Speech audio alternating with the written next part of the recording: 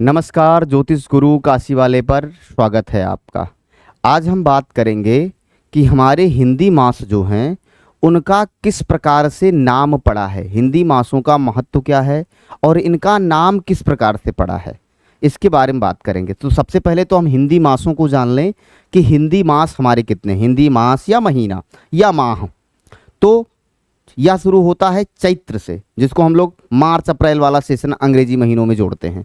तो चैत्र, वैशाख, ज्येष्ठ, आषाढ़, श्रावण, सावन, भादो, क्वार, क्वार अश्विन, कार्तिक, अगहन, मार्गशीर्ष, पूष, माघ, फाल्गुन।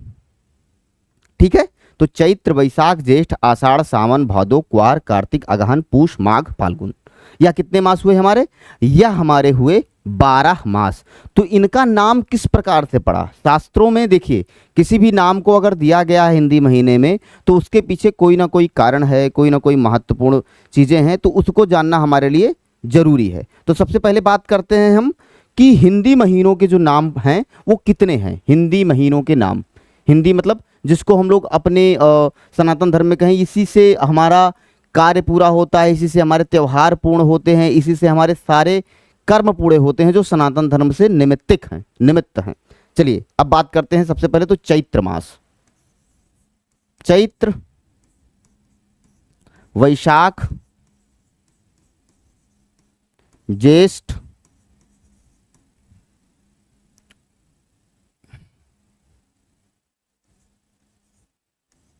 आषाढ़,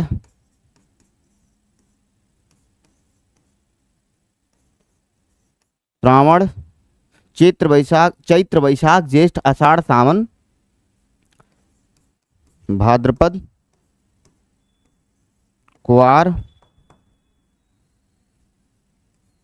कार्तिक। सबको लगभग याद होगा हिंदी महीना। किन किन लोगों को हिंदी महीने नहीं याद हो? जिन लोगों को याद हैं कृपया कमेंट बॉक्स में जरूर बताइए। चैत्र, वैशाख, ज्येष्ठ, आषाढ़, सावन, भादो, कुवार, कार्तिक, अगहन। अगहन को मार्गशीर्ष बोलते हैं। कार्तिक, अगहन, पूष, पूष को बोलते हैं पौष, माघ,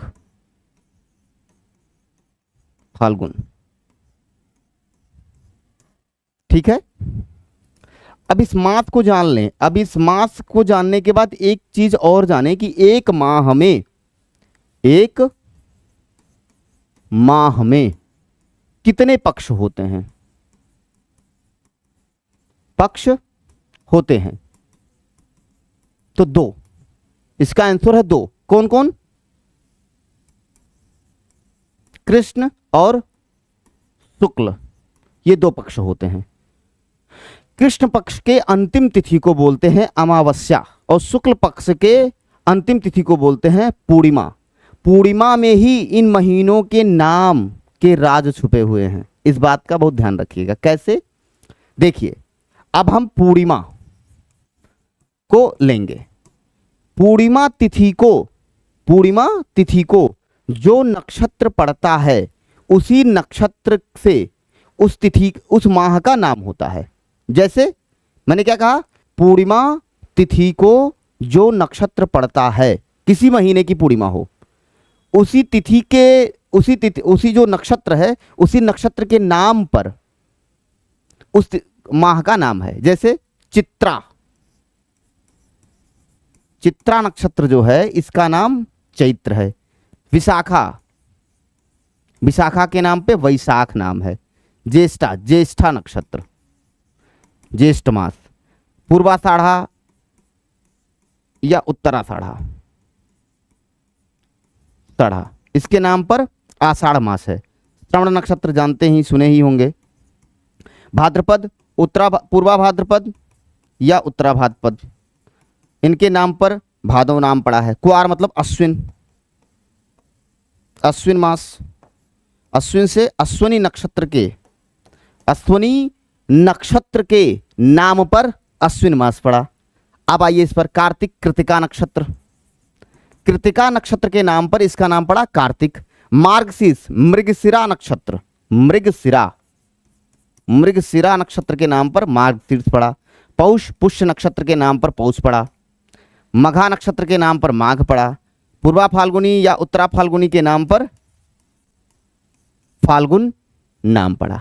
तो आपको समझ में आ गया।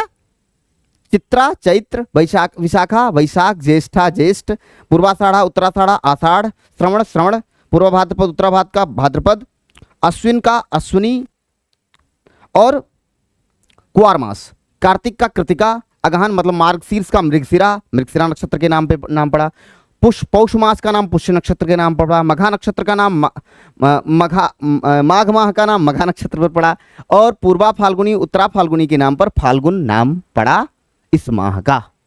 अब बात आपको समझ में आ गई। बहुत ही अच्छा टॉपिक है, बहुत ही बेहतर टॉपिक है, इस बात का ध्यान रखिएगा। बस इतना ध्यान रखिएगा कि जो माह है उस माह में दो पक्ष होते हैं, एक पक्ष होता है कृष्ण पक्ष, एक पक्ष होता है शुक्ल पक्ष।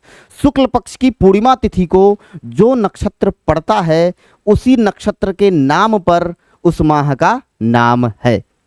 आप लोगों को, सभी लोगों को क्लियर हो गया होगा। आज के टॉपिक में इतना ही रखते हैं। नमस्कार।